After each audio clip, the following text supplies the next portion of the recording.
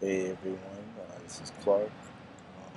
Continuing the series Behind the Great Wall. So technically, I'm not behind the Great Wall. I'm not in China right now. I'm actually in Beijing. I mean, I'm not. I'm in Hong Kong. So I thought I would.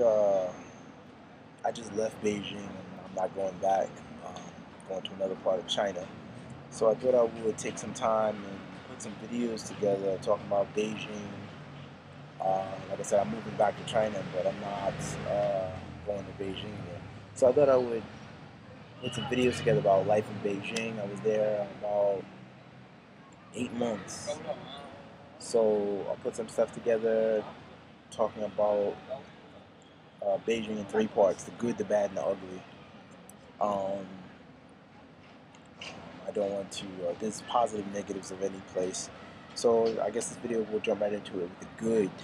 Um, Beijing is extremely inexpensive.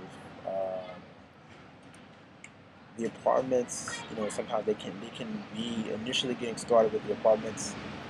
It can be somewhat expensive, but if you get some assistance, relocation assistance, and get some kind of a deal that offers you housing, I would say take it. All right. Let me say something like definitely come to Beijing if you're going to China and Beijing and any of these places, any part of China, any part of Asia.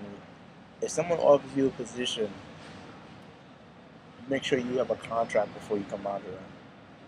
This is the one thing that you need, a contract. This is very big, all right? So somebody comes and say they send you a ticket, say just come here and we'll give you a contract later, don't go. You want the contract first, all right? You sign a contract, you're golden. So Beijing, good, bad, ugly.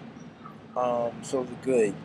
This video we'll talk about the good. Like I said, it's inexpensive.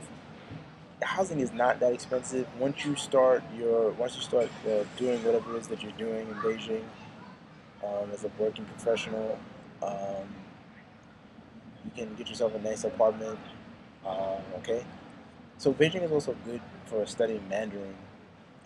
There's some really excellent schools there. Beijing Language and Culture University, very good schools. Um, Influx of cultures from all over China. So people from all over China move in and congregate in Beijing. They look at Beijing as a place for opportunity. Right. Another good thing about Beijing is like it's like a clean slate. And I think this is really about China right now. You can get to China and you get a visa, and you're fortunate enough to get a work visa.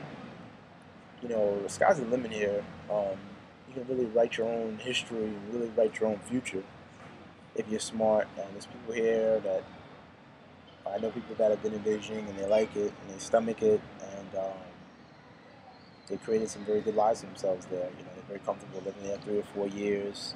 A lot of people live there for almost a decade.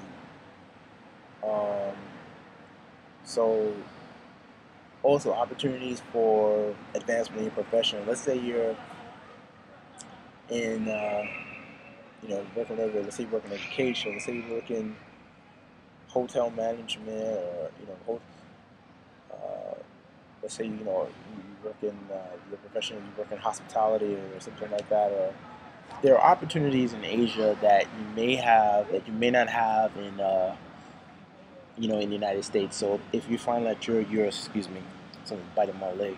So if you find that your market is saturated in the United States and you want to change, Asia might be a good fit for you for a year.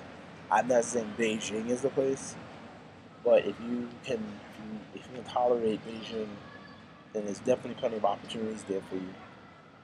All right. So this video is going to be short because um, yeah, I'm not really high on Beijing. So I'm just gonna put, like I said, there's a few things. Like I said, opportunities for management. You can save some money, considerable amount of money. Personally, I don't think the positives outweigh the negatives, and I wouldn't encourage anyone to move there at all. I'm not saying China. I'm talking about Beijing specifically. I would not encourage anyone to move to Beijing. So I'm gonna move on to the next part of the video. Behind the Great Wall, Beijing, and then the bad. All right, move on to the next part.